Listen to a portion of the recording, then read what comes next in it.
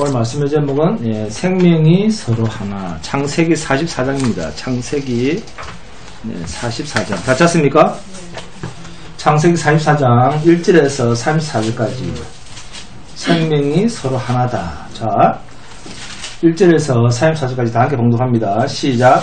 요셉이 그의 집 청지에게 명하여 이르되 양식을 각자의 자루에 운반할 수 있을 만큼 채우고 각자의 돈을 그 자루에 넣고 또 내장 곧 은잔을 그 청년의 자루 아귀에 넣고 그 양식 각 돈도 함께 넣으라 하매 그가 요셉의 명령대로 하고 아침이 밝을 때 사람들과 그들의 나귀들을 보내니라. 그들이 성읍에서 나가 멀리 가기 전에 요셉이 청지에게 이르되 일어나 그 사람들의 뒤를 따라가서 그들에게 이르기를 너희가 어찌하여 성을 악으로 갚느냐. 이것은 내 주인이 가지고 마시며 늘 점치는 데에 쓰는 것이 아니냐. 너희가 이같이 하니 악하도다 하라. 청지기가 그들에게 따라가서 그대로 말하니 그들이 그에게 대답하되 내 주여 어찌 이렇게 말씀하시나이까. 당신의 종들이 이런 결단코 아니하나이다.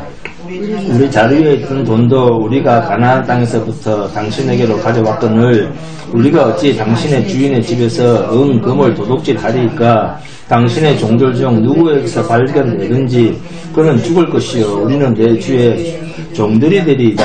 그가 이르되 그러면 너희의 말과 같이 하리라. 그것이 누구에게서든지 발견되면 그는 내게 종이 될 것이요 너희는 죄가 없으리라. 그들이 각각 급히 자루를 땅에 내려놓고 자루를 각기 푸니 그가 나이 많은 자에게서부터 시작하여 나이 적은 자에게까지 조사하며 그 잔이 베냐민의 자루에서 발견된지라. 그들이 옷을 찢고 각기 짐을 나귀에 싣고 성으로 돌아가니라. 유다가 그의 형제들이 요셉의 집에 이르니 요셉이 아직 그곳에 있는지라. 그의 앞에서 땅에 엎드리니 요셉이 그들에게 이르되 너희가 어찌하여 이런 일을 행하였느냐. 나 같은 사람이 점을 잘 치는 줄을 너희가 알지 못하였느냐. 유다가 말하되 우리가 내 주께 무슨 말을 하오리까. 무슨 설명을 하오리까. 우리가 어떻게 우리의 정직함을 나타내리까. 하나님이 종들의 죄악을 찾아내셨으니 우리와 이 잔이 발견된 자가 다 내 주의 노예가 되겠나이다. 요셉이 이르되 내가 결코 그리하지 아니하리라. 잔이 그 손에서 발견된 자만 내 종이 되고 너희는 평안히 너희 아버지께로 도로 올라갈 것이니라. 유다가 그에게 가까이 가서 이르되 내 주여 원하시면 당신의 종에게 내 주의 귀에 한 말씀을 아뢰게 하소서. 주의 종에게 노하지 마소서. 주는 바로와 같으심이니이다. 이전에 내 주께서 종들에게 물으시되 너희는 아버지가 있느냐 아우가 있느냐 하시기에 우리가 내 주께 아뢰되 우리에게 아버지가 있으니 노인이요 또 그가 노년에 얻은 아들 청년이 있으니 그의 형은 죽고 그의 어머니가 남긴 것은 그뿐이므로 그의 아버지가 그를 사랑하나이다 하였더니 주께서 그 종들에게 이르시되 그를 내게로 데리고 내려와서 내가 그를 보게 하라 하시기로 우리가 내 주께 말씀드리기를 그 아이는 그의 아버지를 떠나지 못할지니 떠나면 그의 아버지가 죽겠나이다. 주께서 또 주의 종들에게 말씀하시되 너희 막내 아우가 너희와 함께 내려오지 아니하면 너희가 다시 내 얼굴을 보지 못하리라 하시기로 우리가 주의 종 우리 아버지에게 도로 올라가서 내 주의 말씀을 그에게 아뢰었나이다. 그 후에 우리 아버지가 다시 가서 곡물을 조금 사오라 하시기로 우리가 이르되 우리가 내려갈 수 없나이다. 우리 막내 아우가 함께 가면 내려가려니와 막내 아우가 우리와 함께 가지 아니하면 그 사람의 얼굴을 볼 수 없음이니이다. 주의 종 우리 아버지가 우리에게 이르되 너희도 알거니와 내 아내가 내게 두 아들을 낳았으니 하나는 내게서 나갔으므로 내가 말하기를 틀림없이 찢겨 죽었다 하고 내가 지금까지 그를 보지 못하거늘 너희가 이 아이도 내게서 데려가려 하니 만일 저희가 그 몸에 미치면 나의 흰머리를 슬퍼하며 서울로 내려가게 하리라 하니 아버지의 생명과 아이의 생명이 서로 하나로 묶여 있거늘 이제 내가 주의 종 우리 아버지에게 돌아갈 때에 아이가 우리와 함께 가지 아니하면 아버지가 아이의 없음을 보고 죽으리니 이같이 되면 종들이 주의 종 우리 아버지가 흰머리로 슬퍼하며 서울로 내려가게 함이니이다. 주의 종이 내 아버지에게 아이를 담보하기를 내가 이를 아버지께로 데리고 돌아오지 아니하면 영영이 아버지께 죄짐을 지리이다 하였사오니 이제 주의 종으로 그 아이를 대신하여 머물러 있어 내 주의 종이 되게 하시고 그 아이를 그의 형제들과 함께 올려 보내소서. 그 아이가 나와 함께 가지 아니하면 내가 어찌 내 아버지에게로 올라갈 수 있으리까. 두렵건대 저희가 내 아버지에게 비참을 보리이다. 뭐 내용 다 아시죠? 네. 어떻게 알고 있습니까? 내용은 다 알긴 아는데 어떻게 알고 있습니까? 요셉은 약 2년의 세월이 흐르고 난 뒤에 다시 양식을 구하러 온 일행들이 자신의 형들임을 알아보고도 모르는 척 하면서 또다시 형들을 시험하죠. 네.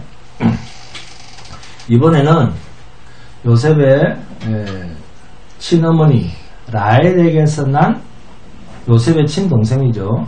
베냐민이 형들과 함께 애굽으로 내려와 있습니다. 이 베냐민을 아버지 야곱이 보내지 않으려고, 애굽으로 보내지 않으려고 애굽 땅에 양식을 구하러 온 그 세월을 2번이나 왔다 갔다 할 만큼 갔다 올 시간을 허송세월하면서 지체하면서까지 베냐민만큼은 보내지 않으려고 온갖 수단과 방법을 다 동원해 왔었습니다. 그럼에도 베냐민을 데려가지 않으면 애굽의 총리로부터 양식을 살 수 없습니다. 양식을 살 수 없다는 강력한 아들들의 요청에 야곱은 이제 선택하지 않으면 안 되었습니다. 베냐민을 살리기 위해서 우리 온 식구가 다 굶어 죽을 것이냐, 아니면 베냐민을 내어놓고 베냐민을 포기하더라도 나머지 온 식구가 살아남을 것이냐, 어떤 방향으로든지 결정을 해야 할 결단의 순간이 찾아왔습니다. 왜? 양식이 없으니까. 이제 자신이 가장 사랑했던 라헬에게서 난 요셉은 죽었다 생각하고 있죠. 죽었고, 자, 베냐민만 남았습니다. 그런데 남은 이 하나, 베냐민까지 죽게 된다면 야곱은 차라리 자신이 죽는 것보다 못하다는 것입니다. 그러나 가나안 땅의 기근이 너무나 심각한 상태였기 때문에 야곱은 이제 베냐민을 잃는, 그러니까 죽음에 내어놓는 베냐민을, 그 기로에 서 있습니다. 근데 그를 내놓을 수밖에 없죠. 베냐민을 내놓고 베냐민을 내놓더라도 우리가 살아야 된다 라는 절치부심의 결단을 야곱이 내리게 됩니다. 내가 자식을 잃게 되면 이르리로다. 보통 부모님과 부모님이 자식을 사랑하는 마음이 너무 크기 때문에 그 자식의 생명이 부모의 생명과 하나가 되는 그런 마음이에요. 그죠? 이러이러하다. 얼마나 힘들겠습니까, 결단이. 그런데 야곱이 이렇게 결단하게 된 결정적 원인이 있습니다. 뭡니까? 내놓겠다라고 하는 원인이 있죠. 뭐죠? 유다의 자기 담보입니다. 창세기 43장 8절 9절입니다. 유다가 그의 아버지 이스라엘에게 이르되 저 아이를 나와 함께 보내시면 우리가 곧 가리니 그러면 우리와 아버지와 우리 어린아이들이 다 살고 죽지 아니하리이다. 내가 그를 위하여 담보가 되오리니 아버지께서 내 손에서 그를 찾으소서. 내가 만일 그를 아버지께 데려다가 아버지 앞에 두지 아니하면 내가 영원히 죄를 지리이다. 내가 영원히 죄를 지리이다. 이렇게 이야기를 하죠. 담보를 합니다. 유다는 아버지에게 베냐민을 데려가는 조건으로 내가 그의 몸을, 베냐민의 몸을 담보하겠습니다. 내가 만일 그를 아버지께 데려다가 아버지 앞에 두지 아니하면 내가 영원히 죄를 짓는 자가 되겠습니다. 그렇게 자신의 희생을 담보로 하고 베냐민을 데려가야 한다라고 아버지 야곱에게 요청을 합니다. 이러한 유다의 담보와 비슷하게 자, 큰아들 누구죠? 르우벤도 앞에서 아버지 야곱에게 담보를 합니다. 창세기 42장 36절 37절입니다. 그들의 아버지 야곱이 그들에게 이르되 너희가 나에게 내 자식들을 잃게 하도다. 요셉도 없어졌고 시몬도 없어졌거늘, 지금 시몬은 볼모로 잡혀있죠. 시몬도 없어졌거늘 베냐민을 또 빼앗아 가고자 하니 이는 다 나를 해롭게 함이로다. 르우벤이 그의 아버지에게 말하여 이르되 내가 그를 아버지께로 데리고 오지 아니하거든 내 두 아들을 죽이소서. 그를 내 손에 맡기소서. 내가 그를 아버지께로 데리고 돌아오리이다. 이렇게 얘기를 하죠. 이해하셨죠? 여기까지? 르우벤이 어떻게 아버지 야곱에게 담보를 합니까? 그렇죠. 그런데 여기서도 재밌지 않습니까? 자기를 담보해야 되잖아요. 네? 내가 죽겠습니다. 그렇게 해야 되는데 자기를 담보합니까? 아니면 자신의 아들들을 희생시키려고 합니까? 자신의 두 아들을 죽여도 좋습니다. 이렇게 이야기를 하죠. 네? 자신의 두 아들을 담보합니다. 물론 이것도 희생의 모습이라고 볼 수 있습니다. 그렇지만 자신의 목숨을 담보로 한 것은 아닙니다. 그러나 유다는 어떻게 합니까? 자신의 목숨을 담보로 하는, 자기 희생을 담보로 해서 아버지에게 요청을 하는 이 일이야말로 오래전에 하나님의 약속 속에 담겨져 있는 하나님의 약속을 설명하는 데 있어서 아주 중요한 메시지가 됩니다. 이제 야곱은 더 이상 지체할 수 없는 심각한 상황에까지 이르렀습니다. 양식은 떨어졌고 더 이상 어찌할 방법이 없습니다. 이제는 굶어 죽을 수밖에 없는 상황에서 야곱은 베냐민을 자신의 힘으로는 더 이상 지킬 수 없음을 깨닫고 이러면 잃겠다라고 하는 포기를 하면서 두 가지 방법을 동원시키죠. 야곱이 두 가지 방법을 생각합니다. 한 가지는 자신에게 양식을 주는 애굽의 총리, 자신의 아들 시몬을 볼모로 잡고 있는 총리 대신에게 뭔가 환심을 사기 위해서, 그죠? 환심을 사기 위한 조치로서 선물을 가져가게 합니다. 그죠? 창세기 43장 11절에서 14절 함께 봉독합니다. 그들의 아버지 이스라엘이 그들에게 이르되 그러할진대 이렇게 하라. 너희는 이 땅의 아름다운 소산을 그릇에 담아가지고 내려가서 그 사람에게 예물로 드릴지니 곧 유향조금과 꿀조금과 향품과 모략과 유향나무 열매와 감 복숭아니라. 너희 손에 갑절의 돈을 가지고 너희 자루 아기에 도로 넣어져 있던 그 돈을 다시 가지고 가라. 혹 잘못이 있었을까 두렵도다. 내 아우도 데리고 떠나 다시 그 사람에게로 가라. 전능하신 하나님께서 그 사람 앞에서 너희에게 은혜를 베푸사 그 사람으로 너희 다른 형제와 베냐민을 돌려보내게 하시기를 원하노라. 내가 자식을 잃게 되면 이루리로다. 이렇게 두 가지 방법을 동원하는데 그 두 가지 방법이 뭔지 아시겠습니까? 기근이든 가나안 땅에서는 참으로 귀하고 값비싼 선물일 수도 있는 정성이 담긴 선물을 준비합니다.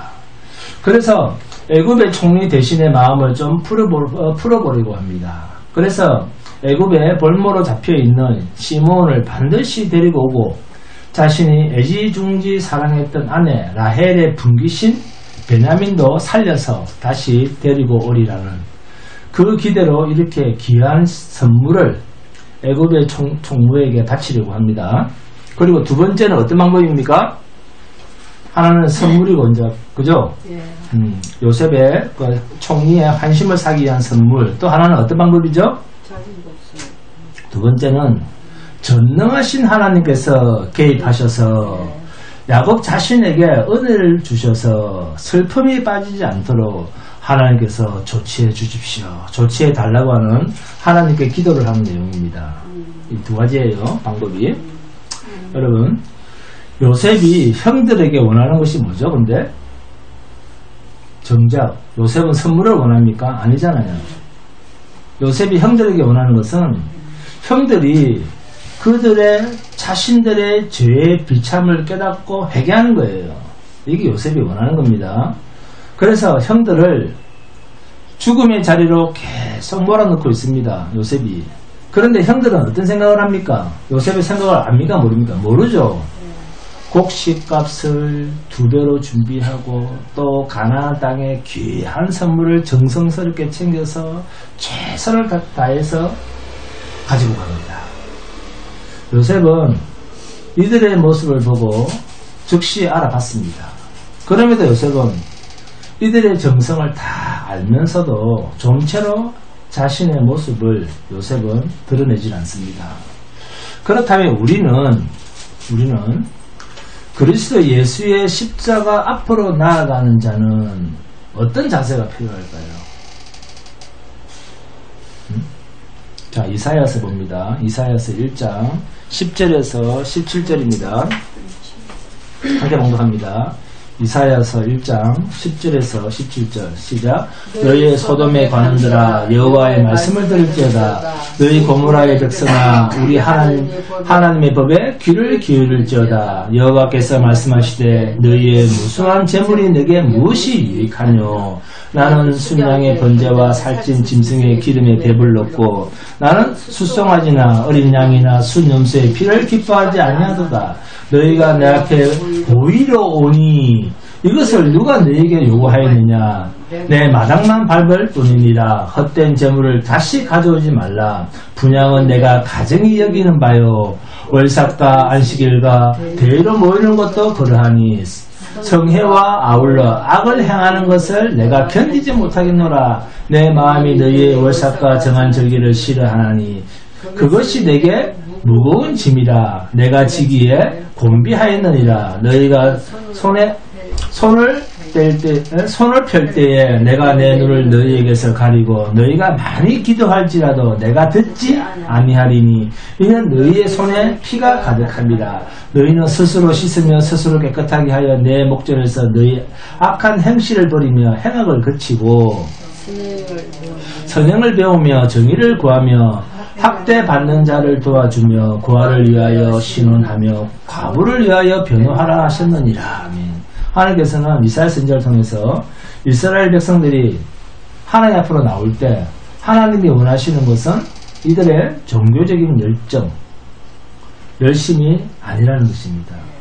그리고 정성스러운 재물이 아니라는 것입니다. 오히려 그들의 악행을 그치고 가슴을 찢고 자신 속을 보이는 자기 마음을 보이는 하나님이여 내가 하나님께서 망할 죄를 지었나이다 라고 하는 그러한 회개를 듣기를 원하신다는 거예요. 이러한 관점에서 볼 때 요셉의 형들을 보십시오. 가나안 땅에서 야곱의 아들들이 들고 간 선물, 그죠?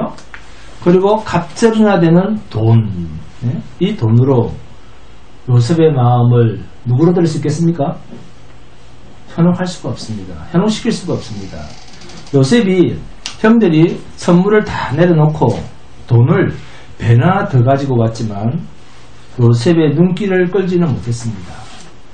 그런데 여러분, 야곱의 아들 라헬에게서 난 베냐민은 어떤 사람입니까? 창세기 43장 29절 봅니다. 요셉이 눈을 들어 자기 어머니의 아들 자기 동생 베냐민을 보고 이르되 너희가 내게 말하던 너희 작은 동생이 이 아이냐.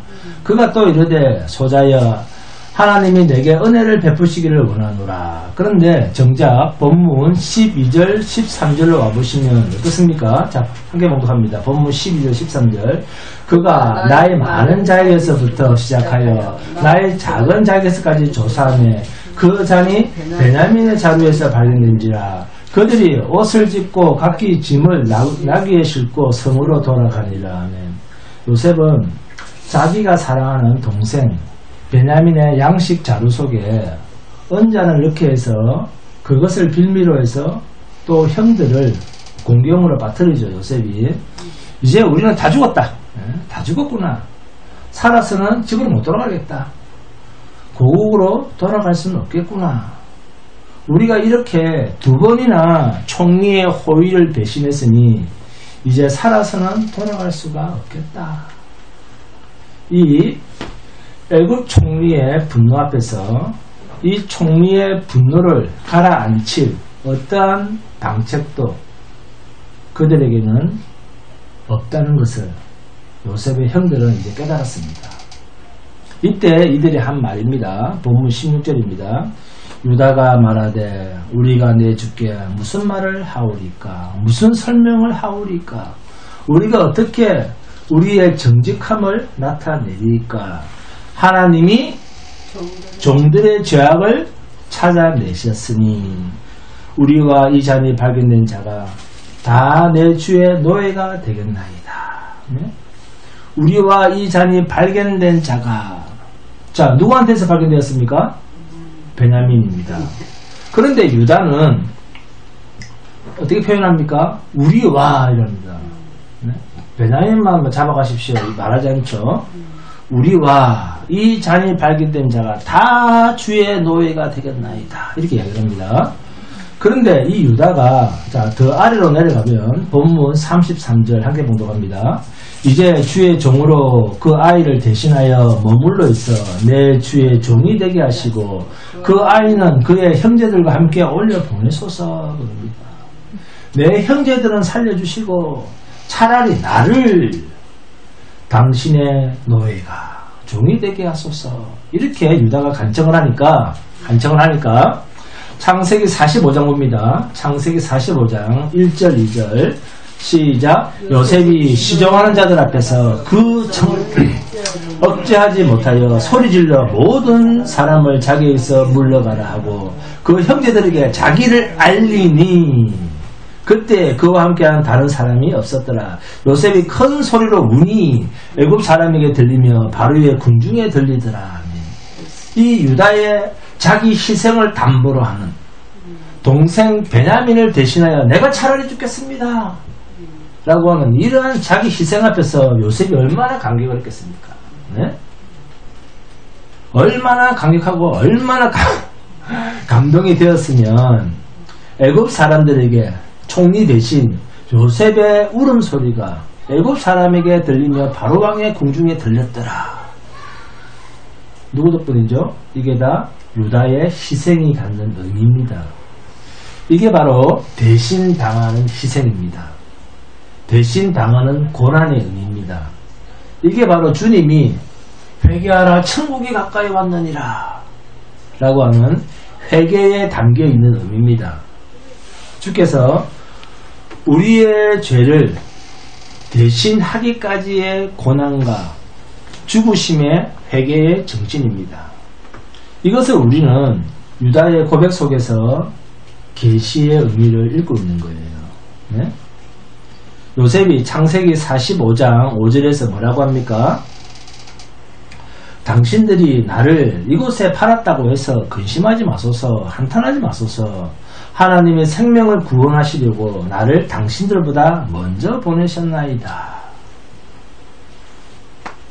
형들이 받을 고통을 요셉이 애굽으로 먼저 부름을 받아 희생을 당함으로 형제에게 절을 받는 이 모습이 나중에 유다도 형들과 베냐민이 받을 고초를 자신이 대신 받겠다고 하는 대신 당하는 희생, 고난을 대신 당하는 이 일을 통해서 형들에게 절을 받는 모습이 나중에 등장합니다. 똑같습니다. 요셉에게 있는 형들로부터 절을 받는 모습이 나중에 유다에게도 그대로 나타납니다. 이것이 대신 받는 고난으로 인한 영광입니다. 나중에 이 실체가 누구에게서 나타납니까? 예수 그리스도에게서 그대로 나타납니다. 유다가 형들로부터 절을 받는지 안 받는지 한번 확인해 볼까요? 자, 창세기 49장 봅니다. 창세기 49장 8절에서 12절 함께 공부합니다. 창세기 49장 8절에서 12절 시작. 유다야 너는 내 형제의 찬송이 될지라. 내 손이 내 원수의 목을 잡을 것이요 내 아버지의 아들들이 내 앞에서 절하리로다. 나오죠? 9절. 유다는 사자 새끼로다. 내 아들아 너는 움킨 것을 찢고 올라갔도다. 그가 엎드리고 웅크림이 수사자 같고 암사자 같으니 누가 그를 범할 수 있으랴. 규가 유다를 떠나지 아니하며 통치자의 지팡이가 그 발 사이에서 떠나지 아니하기를. 실로가 오시기까지 이르리니 그에게 모든 백성이 복종하려다. 그의 나귀를 포도나무에서 매며 그의 암사기 새끼를 아름다운 포도나무에 맬 것이며 그 옷을 포도주에 빨며 그의 복장을 포도즙에 빨리로다. 그의 눈은 포도주로 인하여 붉겠고 그의 이는 우유로 말미암아 희리로다. 유다가 형제들의 찬송이 되고 그 아비의 아들들이 곧 형제들이 자신 앞에 절을 하게 되리라 라는 말씀입니다. 이것이 야곱이 죽기 전에 한 유언입니다. 지금까지는 요셉에게, 지금은 이제 요셉에게죠. 요셉에게 야곱의 아들들이 좀 절을 했죠. 절을 했습니다. 그리하여 장자의 직분을 장자인 르우벤이 대신하겠습니다. 그러나 앞으로는 유다가 형제들의 주가 됩니다. 형제들의 주가 된다는 것을 야곱이 죽기 전에 마지막 유언으로 하나님 앞에서 자식들 한 사람 한 사람에게 유언을 하면서 이 축복을 합니다. 이것은 유다가 베냐민이 당할 희생, 형들이 당할 희생, 형제들이 당할 고난을 대신하는 희생의 모습을 담은 모습입니다. 결국 이 유다의 희생이 나중에 유다 지파에서 메시아가 나오는 것으로 그 그림자가 약속의 실체이신 그리스도께서 유다 지파에서 탄생하셔서 메시아의 십자가 사건을 실체로 이루시는 모습으로 완성되어 나타납니다. 이 계시적 사건의 실체가 예수 그리스도의 십자가 사건입니다. 아무런 죄도 없으신데 아무에게도 잘못하신 적이 없으신데 영원 전부터 하나님이 택하신 저와 여러분을 위해서 맏아들 되신 예수님께서 우리 대신 희생당하시는 이 십자가 사건을 이루시기 위한 그림자로서 성경에는 이러한 애매히 고난당하는 사건들이 여러 모양으로 여러 모습으로 등장하고 있는 거예요. 자, 고린도후서 5장 14절에서 21절은 이렇게 대신 죽으신 주님에 대해서 뭐라고 이야기를 합니까? 고린도후서 못 봅니다. 5장 14절에서 21절 한 개 봉독합니다. 고린도후서 5장 14절에서 21절입니다. 시작. 그리스도의 사랑이 우리를 강권하시도다.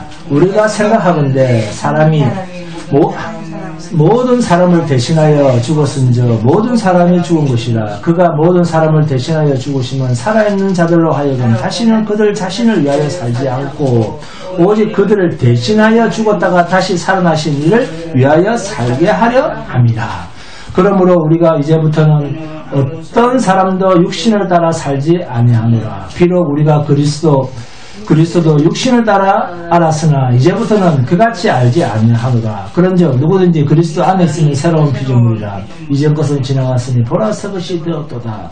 모든 것이 하나님께로부터 났으며 그가 그리스도로 말미암아 우리를 자기와 화목하게 하시고 또 우리에게 화목하게 하는 직분을 주셨으니 곧 하나님께서 그리스도 안에 계시사 세상을 자기와 화목하게 하시며 그들의 죄를 그들에게 돌리지 아니하시고 화목하게 하는 말씀을 우리에게 부탁하시느니라.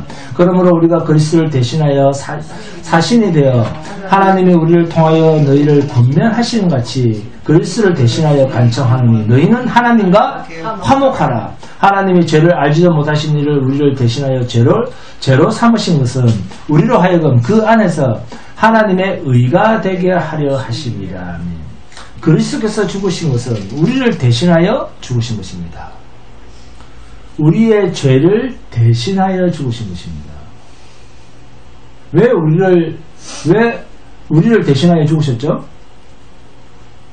하나님과 화목하기 위해서. 그러니까 그게 뭐죠? 우리가 하나님과 원수가 되어 있었기 때문에, 그죠? 그래서 화목하게 하시기 위해서 예수님이 죽으신 것입니다. 하나님과 원수가 되어 있었기 때문에 하나님과 화목하게 하기 위해서 주님이 우리 대신 하나님 앞에서 진노를 받으신 것입니다. 그래서 우리는 이제 하나님과 화목하게 된 신분이 되었습니다. 여러분, 왜 주님이 우리 대신 죽으셨습니까? 우리로 하여금 다시 사신 자를 위하여 살게 하시려고, 예수 그리스도를 위하여 살게 하시려고, 그리스도를 예수를 위하여 살게 하시려고 우리 대신 죽으신 것입니다. 그러므로 예수를 믿는 자는 이제 내가 사는 것은 내가 사는 것이 아니라 내 안에 그리스도께서 사시는 것이라. 나를 위하여 살지 않고 그리스도를 위하여 사는 자, 그리스도를 위하여 사는 자의 신분으로 바뀌었다라고 사도 바울은 말씀합니다. 그래서 우리는 주님의 인생을 대신 사는 삶이 된 자들입니다. 아멘 안 나오죠? 아멘. 나를 위하여 살지 않고 나를 위하여 죽으신 예수 그리스도를 위하여 살아라. 이 말을 성경은 뭐라고 표현합니까? 나를 위하여 죽으신 예수를 위하여 살아라. 너를 위하여 살지 말고 예수를 위해서 살아라. 이 말을 성경은 어떻게 표현합니까? 너희가 먹든지 마시든지 무엇을 하든지 하나님의 영광을 위하여 살아라. 같은 말입니다. 네? 하나님의 영광은 뭐죠? 예수 그리스도입니다. 우리를 위하여 우리 대신 죽으신 삶. 내가 예수를 믿는다는 것은 주님처럼 사는 삶입니다. 본문 12절입니다. 그가 나의 많은 자에게서부터 시작하여 나의 적은 자에게까지 조사하며 그 잔이 베냐민의 자루에서 발견된지라. 은자를 훔친 도둑이라는 누명을 쓰게 된 것은 사실 그 베냐민 훔쳤습니까? 안 훔쳤습니까? 안 훔쳤죠. 이렇게. 근데 너는 은자를 훔친 도둑이야 라고 이렇게 누명을 쓰게 된 것은, 자, 억울한 일입니까? 억울한 일이 아닙니까? 네? 억울하죠? 네. 자, 억울하다고 생각하시면 손 다 들어보세요. 안 억울합니까? 다 억울하다고 생각하시죠? 이들은 자신들이 그 잔을 훔친 적이 없습니다. 그래서 다들 억울하다고 생각합니다. 억울하죠? 김일식 권사님 억울하죠? 네. 네. 자, 그런데 애굽의 총리가 자기들이 죽이려고 했던, 자, 요셉이었다는 사실을 알면 억울하다고 요셉 앞에서 말할 수 있습니까? 없습니까? 말할 수가 없죠. 그때는. 그죠? 네? 말할 수 있습니까? 없습니까? 없죠. 왜? 그렇죠. 자기들은 그보다 더한 짓을 했거든요. 지금 자기들은 도둑이라는 누명만 썼지만 자신들은 살인자의 버금가는 죄를 범한 사람들 아닙니까? 네? 이렇게 우리는 이유 없는 억울함, 이유 없는 고난을 당하면 왜 욥처럼 주님 저 억울합니다. 이렇게 우리는 억울하다는 생각을 할까요? 왜 우리는 인생을 살면서 억울하다는 생각을 하게 될까요? 그 이유는 내가 예수 앞에서, 예수 십자가 앞에서 어떤 존재인지, 나를 만드신 하나님께서 내가 어떤 짓을 하면서 살아온 자인 것을 모를 때 억울하다라고 하는 생각을 하게 됩니다. 하나님은 왜 하나밖에 없는 아들을 왜 십자가에 내어주셨는가에 대한 올바른 이유를 모르기 때문에 나는 억울하다라는 생각을 하는 거예요. 네? 예수님의 십자가 사건이 내 죄 때문이야 라고 한다는 것을 안다면 우리는 내 인생에서 억울하다라고 말하는 사람은 아무도 없을 겁니다.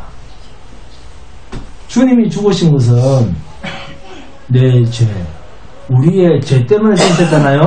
네. 인정합니까? 네. 그러면 내가 아무리 억울해도 우리는 죽었습니까? 지금 살아있습니까? 살아있지 않습니까? 우리는 억울해도 살아있지 않습니까? 불평, 불만이라는 것이 왜 생깁니까? 내게는 부당한 처사라는 것 아닙니까? 모든 염려와 걱정과 근심과 불평과 불만을 하나님께 다 맡겨버려라. 결국 무슨 뜻입니까? 안건자 여사님, 걱정과 근심과 불평과 불만을 다 하나님께 맡겨버려라. 무슨 뜻이에요? 너는 불평, 불만, 원망, 염려, 걱정, 근심을 할 자격이 있다는 말입니까? 없다는 말입니까? 너는 없다 그 말이에요. 내가 너를 죽여도 너는 할 말이 없어 그 말입니다. 왜? 너는 네가 지은 죄 때문에 죽은 거야. 죽는 거야. 그 말입니다. 네? 그런데 내가 너 대신 죽었어. 하나님이 우리 대신, 내 대신 죽으셨답니다. 그런데도 뭐가 억울합니까? 하나님이 내 대신 죽으셨는데 내가 억울합니까? 네? 성도는 예수님의 십자가 앞에서 그 어떤 불평, 불만, 원망도 있을 수가 없습니다. 왜요? 그 십자가 사건이 내 죄 때문이잖아요. 모든 인생의 죽음은, 자, 사람은 왜 죽죠? 뭐 때문에 죽습니까? 죄 때문에 죽습니다. 누구 죄? 자기 죄. 자기가 지은 죄 때문에 죽는 거예요. 그러면 억울합니까? 억울하지 않습니까? 네? 억울합니까? 억울하지 않습니까? 억울할 수가 없습니다. 그래서 주님으로부터 부름을 받은 모든 자들은 오 주여 나는 죄인이로소이다. 나를 떠나소서. 내게서 떠나소서. 화로다 내가 망하게 되었도다. 이런 고백만 나오게 되는 겁니다. 왜요? 내가 나를 봐도 1000번 만번 죽을 죄밖에 없는 자요. 내가 주님을 십자가에 못 박혀 죽게 한 장본인이니까. 그런데 그런 나를 그분이 영원한 복락의 나라로 나를 초청하셨으니 그분 앞에서 과연 어떤 말이 내 입에서 나오겠습니까? 성도는 하나님의 처분에 그 어떤 억울함도 그 어떤 원망도 할 수가 없는 자입니다. 억울하다는 것은 내가 부당한 대우를 받았다. 내가 부당한 처분을 받고 있다는 의미입니다. 부당하다는 것은 자신이 하나님 앞에서 어떤 자인가를 모른다는 뜻입니다. 자, 본문 15절을 함께 봉독합니다. 요셉이 그들에게 이르되 너희가 어찌하여 이런 일을 행하였느냐? 나 같은 사람이 점을 잘 치는 줄을 너희는 알지 못하였느냐? 네? 자, 요셉이 점 치는 사람입니까? 요셉이 점 치는 사람입니까? 아닙니까? 나 같은 사람이 점을 잘 치는 줄을 너희는 알지 못하였느냐? 요셉은 왜 이런 말을 할까요?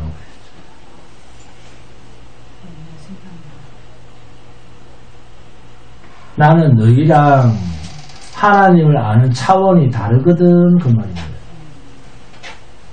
그런 뜻입니다. 거의 모든 사람들은 현실만 보고 삽니다. 그런데 그 현실만 보고 사는 사람들이 자 어느 날 점을 치러 가면 점쟁이한테 갑니다. 그런데 그 점쟁이한테로 가면 그 점치는 사람한테로 가면 그 사람은 어떤 말을 합니까? 그 점치는 사람은 미래에 대한 이야기를 해줍니다. 그죠? 점을 치러 가면 미래에 대한 이야기를 해줘요. 이게 다른 차원이라는 뜻입니다. 미래에 대해서 안다는 그 한 가지만으로 다른 사람과 차별을 두고 권세를 세도를 부립니다. 이렇게 볼 때 요셉은 자기 자신이 형들의 모든 미래를 훤히 다 알고 있는 존재로 자신을 부각시키므로 형들에게 자신과는 다르다는 것을 지금 부각시키고 있습니다. 이 말 뒤에 가보면 실제로 나타나는 게 뭐죠? 자, 창세기 45장 5절에서 8절에 그대로 나타납니다. 당신들이 나를 이곳에 팔았다고 해서 근심하지 마소서, 한탄하지 마소서. 하나님이 생명을 구원하시려고 나를 당신들보다 먼저 보내셨나이다. 형들은 알지 못하는 말들을 하죠. 이 땅에 2년 동안 흉년이 들었으나 아직 5년은 밭가리도 못하고 추수도 못할지라 하나님이 큰 구원으로 당신들의 생명을 보존하고 당신들의 후손을 세상에 두시려고 나를 당신들보다 먼저 보내셨나니 그런즉 나를 이리로 보낸 이는 당신들이 아니요 하나님이시라. 하나님이 나를 바로에게 아버지로 삼으시고 그 온 집의 주로 삼으시며 애굽 온 땅의 통치자로 삼으셨나이다. 이렇게 완전히 차원이 다른 이야기를 하죠. 하나님을 아는 지혜가 다릅니다. 지식이. 여러분 만약 요셉이 이렇게 하나님을 모르고 옛날처럼 뭐 17살 때처럼 하나님을 잘 모르는 상태, 과거의 사고방식, 그러니까 거듭나지 않은 모습의 지금의 요셉이었다면, 거듭나지 않는 요셉이었다면 지금 이 형들 앞에서 어떤 말을 하겠습니까? 어떤 표현을 쓰겠습니까? 형님들과 아버지까지 다 내 앞에 지금 절하잖아요. 그런 말 하지 않겠어요? 형님들과 아버지까지 모두 내 앞에서 절을 하는 사람이 되잖아요. 이게 거듭난 후와 거듭나기 전의 상태, 즉 다른 차원이라는 의미입니다. 이렇게 성도는 세상에 살아도 세상 사람들과는 다른 차원에서 사는 사람들입니다. 그러니까 성도는 세상 사람들로부터 주로 어떤 말을 많이 들어야 됩니까? 너는 좀 4차원 같아. 이런 말 들어야 돼요. 너는 좀 차원이 다른 사람 같아. 우리가 하나님과 통할 수 있는 말은 딱 하나입니다. 무슨 말입니까? 본문 16절 함께 봉독합니다. 우리가 하나님과 통할 수 있는 말을 한번 읽어보겠습니다.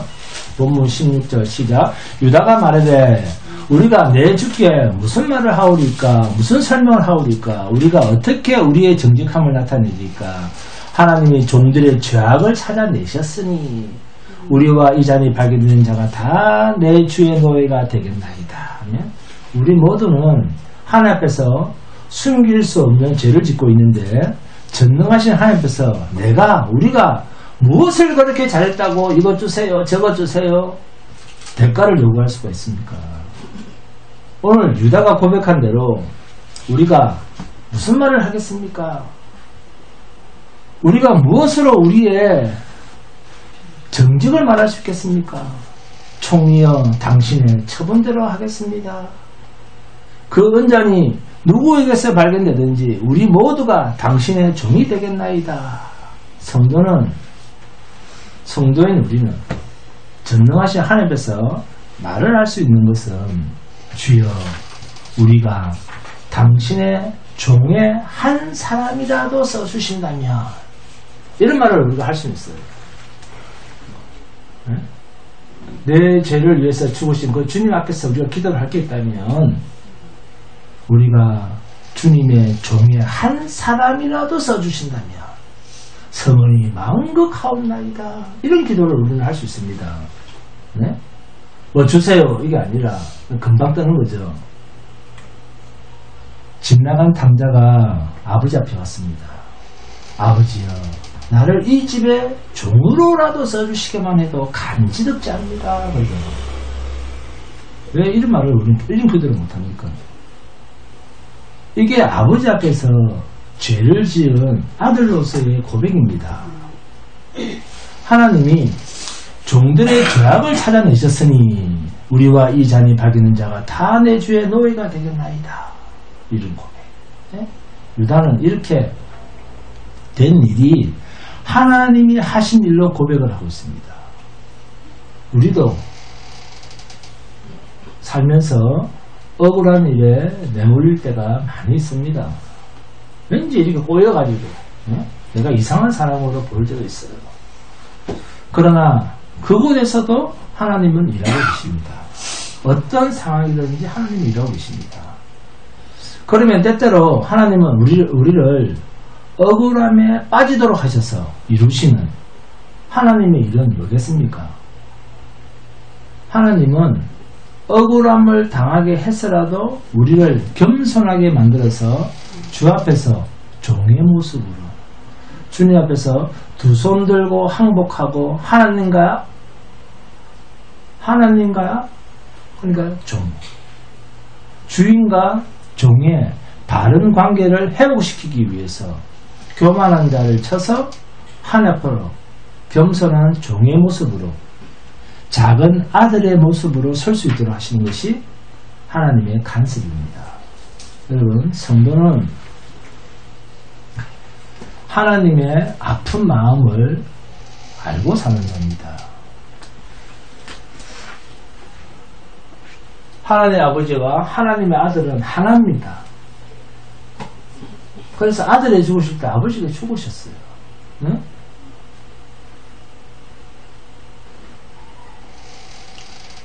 하나님의 아픈 마음을 한번 생각해 보세요. 잃어버린 하나님 아버지의 자녀들을 찾기 위하여 아버지는 하나밖에 없는 당신님의 아들을 십자가에 못 박으셨던 그 하나님 아버지의 마음, 이 하나님 아버지의 마음을 알고 사는 자가 진정한 하나님의 자녀입니다. 진정한 하나님 자녀 아니겠습니까? 부모의 마음을 알고 사는 자가 자식이잖아요. 네?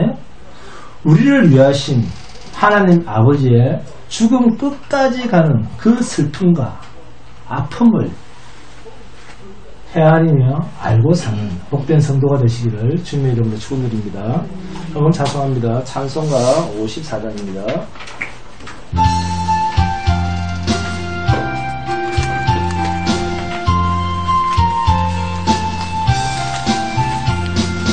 주여 복을 구하오니 편히 가게 하시고 사람마다 주 은혜로 이기도록